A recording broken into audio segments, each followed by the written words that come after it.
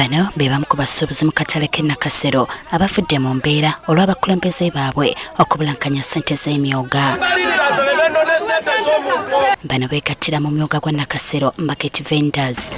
Bategeezezza nga bwe basooka okuggyibwako ssente balyoke bafuuke bammemba. Museveni watuleetera emyoga mu katale Nakasero ne batuwandiisa emitwalo ebiri okuyingira mu myoga. Batugamba okutandika okugulawo emyoga otandika na mitwalo ebiri. Nze ne tutandika okugulawo ntewayo emitwalo ebiri. Tutandika okusevinga tulabe nga tufunamu akasente. Twekubira nduulu mwami Kasolo tukuyita nga bawaleeta wano pulogulaamu y'emyoga ate nga bwe twasevinga nga pulogulaamu ya gavumenti nga bwe mugamba nti gavumenti eyamba muveeyo mutuyambe. Era balagirwa okusooka okutereka ssente balyoke bafune ku z'emyoga. Abatugamba tusevinge batuwole ssente tebatuwola ne sevingi waffe bamulemedde ne batuwoleza obutabo bwe tububuza be batuterekera obutabo bwe butububuza tetubanja. Nze mmanja emitwalo 8 baŋŋamba obutabo bwabula kati kyesimanyi nti mu ofiisi oba babbirayo obutabo.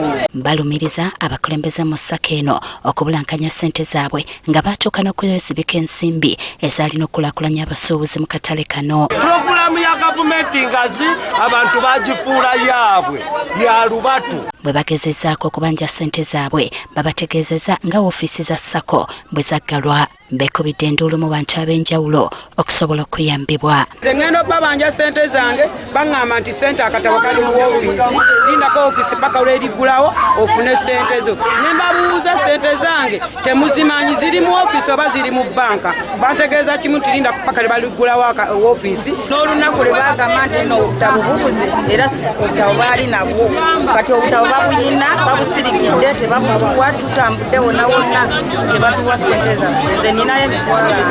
Sarah Ajambo nga ye ssentebe wa SACCO eno ategeezezza nga bwe waliwo abalumba ofiisi yaabwe ne babba ebimu ku bintu omwali n'obutabo bw'abammemba. Dokimenti nti omuze afuna nti akatabo kano akalimu nti gundi afuna bweziti byokabako obutabo bwe bwambulako era n'omusango guli ku poliisi. Wabula agumiza abasuubuzi nga bwe bagenda okufuna ssente zaabwe. Era nabagamba mugumiikirize bwe banaakwata bino ebintu byonna ssente zammwe mujja zifuna. Naye lwakuba abantu baba balowooza nti tugenda baba naye nga ssente zaabwe ziri mu bbanka nti sinaali 10 wadde 10 kya muntu.